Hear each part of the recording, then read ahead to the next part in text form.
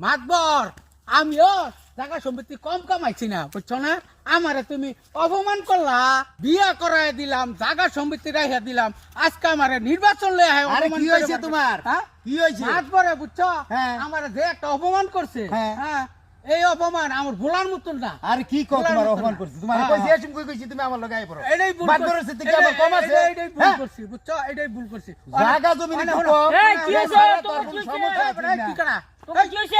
মাতবরে সামসা জানতে জানতে সুদা এই যে উচিত কথা কইলে আমার বালা না।